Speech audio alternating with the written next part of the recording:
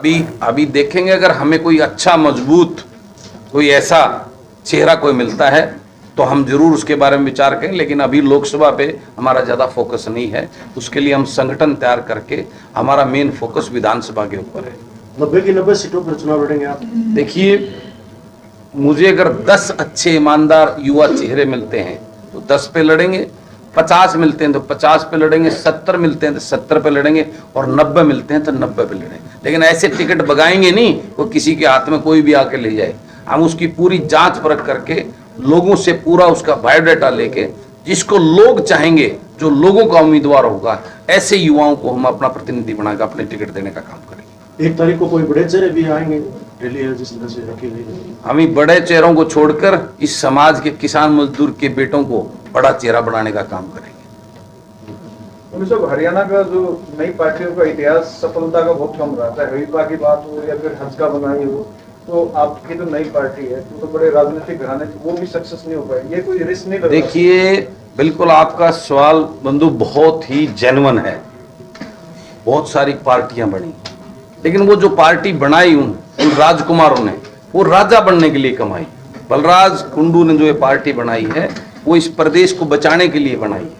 इस प्रदेश के युवाओं, किसान मजदूर के बेटों को वो राजनीतिक प्लेटफॉर्म देने के लिए बनाई है, ताकि वो युवा जब आगे आएंगे तब वो प्रदेश के अंदर, विधानसभा के अंदर वो कानून बनेंगे जिससे युवाओं को रोजगार मिलेगा, वो कानून बनेंगे जिससे किसान को खुशहाल किया जाएगा। उस विधानसभा में तब कानून बनेंगे जब गरीब किसान मजदूर के बेटे वहां जाएंगे, तभी ये मेरा प्रदेश खुशहाल होगा।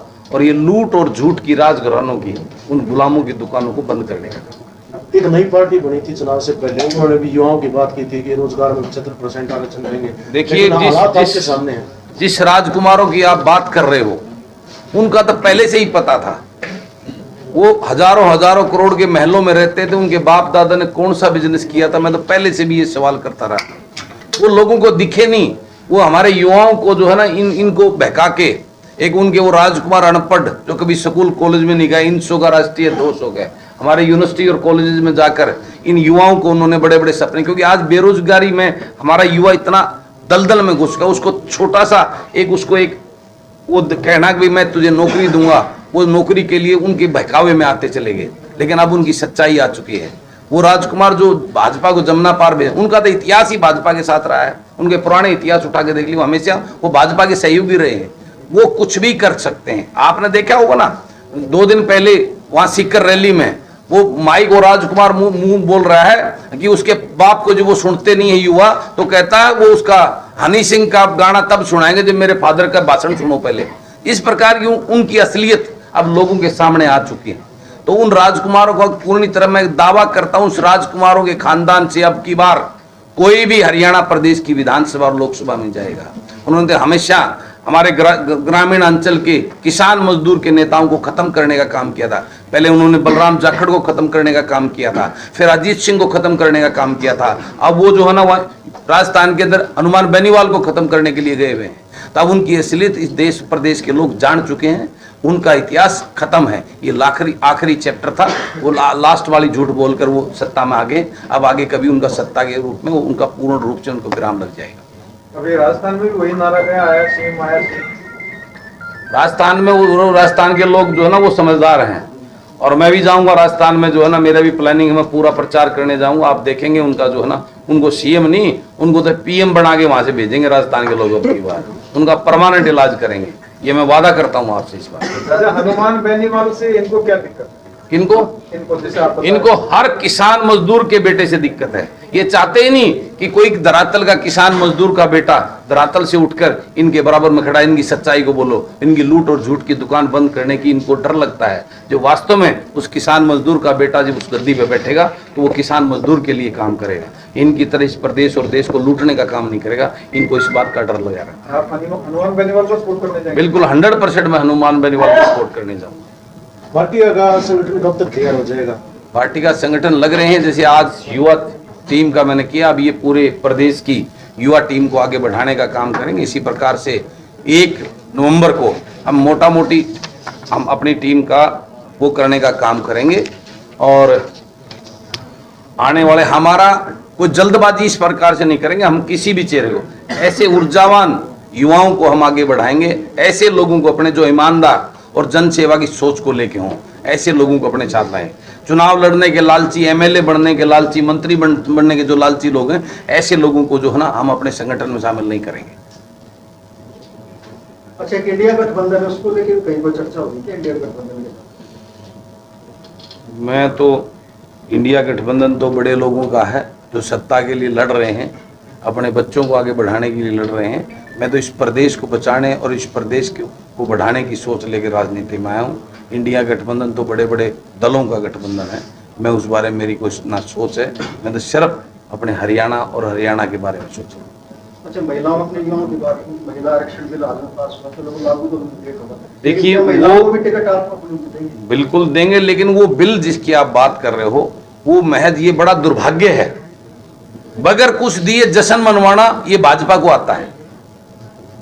एक ऐसा बिल जिसका कोई मतलब ही नहीं बनता, होगा कि नहीं होगा इस बात पे भी बहुत बड़ा सवाल है, और उसके जश्न मनाए जा रहे हैं।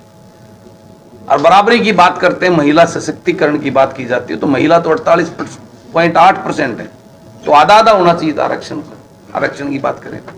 और फिर अभी होना चाहिए था 2024 के चुनाव के अंदर। कब परिसीमन होगा? परिसीमन तो 31 में 31 में होना है, होगा नहीं होगा वो सरकारों पर निर्भर है। तो किस महिला आरक्षण की बात करें? आप तो बुद्धिजीवी, आपको लिखना चाहिए इस बात का।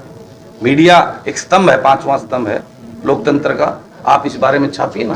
चौथा स्तंभ है, ये 2 बना दिए, उसमें भी वो 2 बन गए, वो चौथे कमरे के 5वें में चले गए आप लोग। एक अलग से स्तंभ हो गया ना गोदी मीडिया वाला, तो वो एक फर्क हो गया है। मेरा आप सबसे यही वो है गुजारिश भी, आप भी इस प्रकार की बातों को अच्छे से प्रकाशित करके इन लोगों को सच्चाई बताने का काम। क्या महम से लड़ेंगे दुलाना से? महम से लड़ूंगा जी मैं। महम में मैंने अपना सारा स्ट्रक्चर कर रहा हूं। कल 4 चक्कियां और महम के अंदर मैं चला रहा हूं, गरीब आदमी को आटे की गेहूं की सफाई और पिसाई के लिए।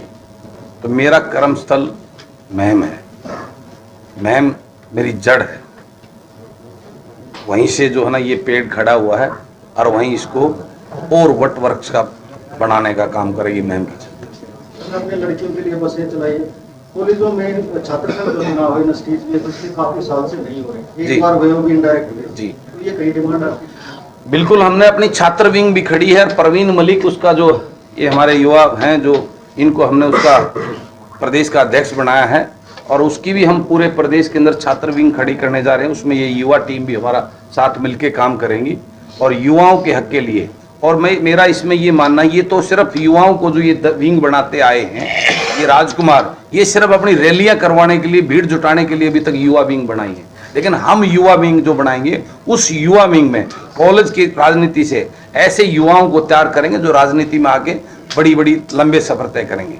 आपके सामने, आप मीडिया के साथी बैठे हो, मुझे एक ऐसा चेहरा बता दो जो इन पार्टियों ने उन कॉलेज की राजनीति से निकाल कर उसको आगे बढ़ाने का काम किया। छात्र संघ चुनाव नहीं होंगे तो नेचुरली सामने नहीं आ पाएंगे। तो हमारा ये मेन एजेंडा रहेगा कि हम अगर सत्ता के अंदर कहीं आते हैं, हमारी पार्टी आती है, तो युवाओं के लिए ये प्लेटफॉर्म, हम वादा नहीं, उसको धरातल पे करने का काम करके दिखाएंगे। दुष्यंत जी भी यही बात कहते थे। दुष्यंत जी तो बहुत कुछ कहते थे। वो दुष्यंत का तो वो तो राजकुमार है, सोने चांदी की चम्मच लेके बाहर निकले। बलराज कुंडू वो जो गांव में पैदा हुआ था और गांव की सरजमी से उठ के आया है, सरकारी स्कूल में पढ़ के आया है, उस बेरोजगारी को और उस युवाओं के दर्द को जानता है, वो राजकुमार नहीं जानता। उन्होंने हमेशा, उनके जो है ना खानदान ने झूठ बोली है, उन्होंने कभी काम क्या किया है? इस प्रदेश को बर्बाद करने का काम किया है।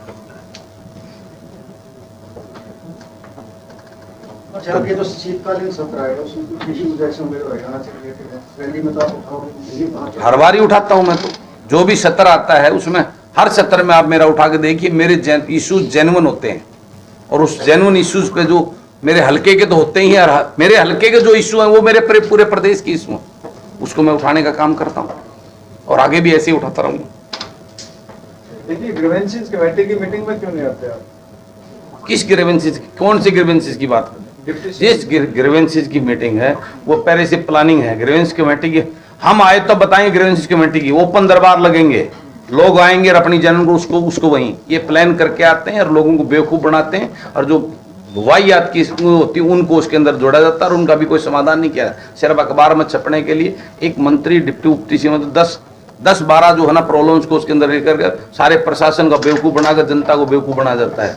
ग्रीवेंस कमेटी की मीटिंग वो होनी चाहिए जो कम से कम हर हफ्ते लगनी चाहिए और ओपन दरबार के साथ लगनी चाहिए। मैं आपसे वादा करता हूं जब कभी हम इस सिस्टम में आए तो हर हफ्ते हर डिस्ट्रिक्ट में एक मंत्री इस बात को उस ग्रीवेंस को लेगा, उसमें ओपन दरबार लगेगा, ओपन लोग आए और अपनी समस्या को उसका समाधान वहीं, असलियत का पता भी तभी चलेगा। ये जो जिस प्रकार से खेल खेला जाता है उसको बेचारे को दबा दिया जाता है, उसको पहले ही टैकल कर लिया जाता है, वहां सच्चाई सामने आएगी। इन अधिकारियों के भी जो अनजस्टिस करते हैं, लोगों के साथ जातियां करते हैं, गरीब को चक्कर कटाते हैं, तब उसका पता लगेगा। ये व्यवस्था हम करेंगे जिस दिन सिस्टम में आए। ये ग्रीवेंस कमेटी की मीटिंग महज एक दिखावा, ये मात्र बेवकूफ बनाने के अलावा ग्रीवेंस कमेटी का कोई फायदा नहीं है।